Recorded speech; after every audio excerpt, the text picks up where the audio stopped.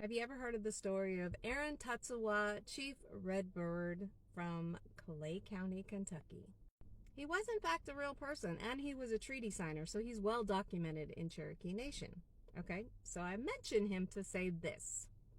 When I started doing Ancestry, I ran across the Brock line, who is my second great grandmother, going all the way back to James Calvin Brock. In every Ancestry page, it mentions Aaron Tatsuwa, Chief Redbird, as his father. Okay? Here's where we're going with this. Whenever people were getting registered for the rolls and filling out their ECAs and doing their interviews, not one single ancestor from the Brocks or the Sizemores who intermarried ever mentioned Aaron Tatsuwa, Chief Redbird. They all mention a Native American woman that they got their blood from. Okay, are we tracking?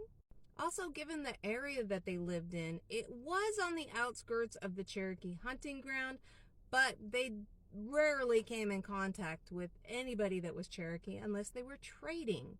And this is what was discussed in the interview, that they traded with the Cherokee. And somehow that manifested and morphed into our whole ancestry tree, our whole bloodline is Cherokee. Not Cherokee. You guys gotta stop this. It even went so far as some of the Brock ancestors actually paying for the landmarker that is in Clay County, Kentucky for Aaron Tatsuwa, Chief Redbird, okay?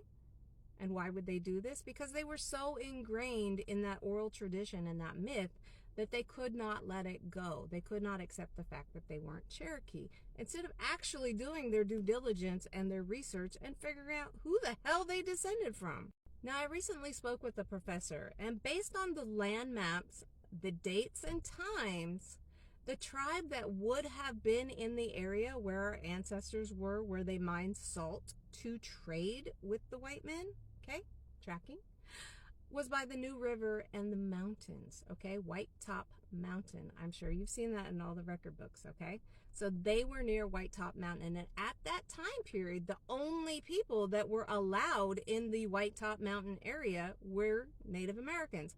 White folks had not moved in that far. Jamestown was just getting established, okay?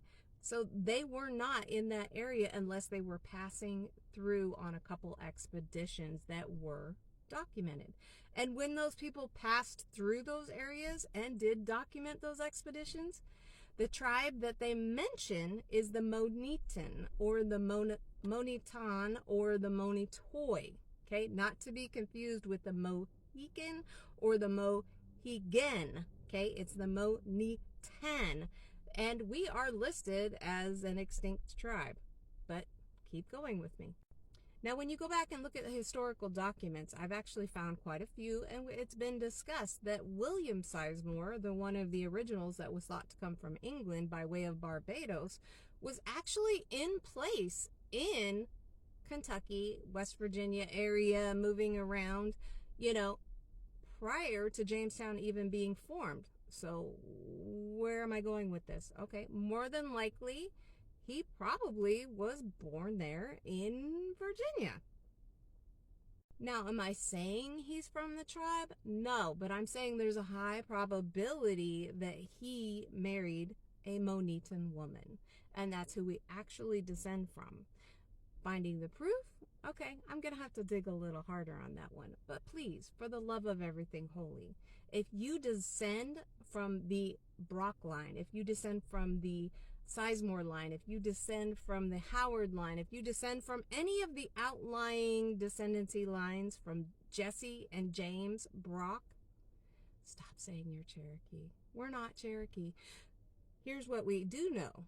Based on DNA evidence, which I've pulled myself and I've matched against numerous people, I have cousins in Cherokee Nation. I have cousins in Lumbee Nation.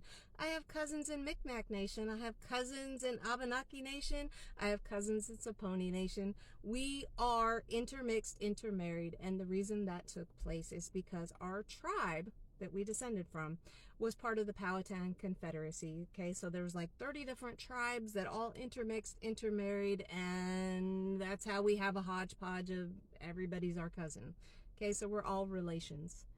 Do we claim them as our tribe? No, because that's disrespectful. That's not who we come from. But are they our relations? Absolutely. So I love you all, cousins, and here's to fact-finding and checking your history and making sure that you're accurate when you're claiming your heritage.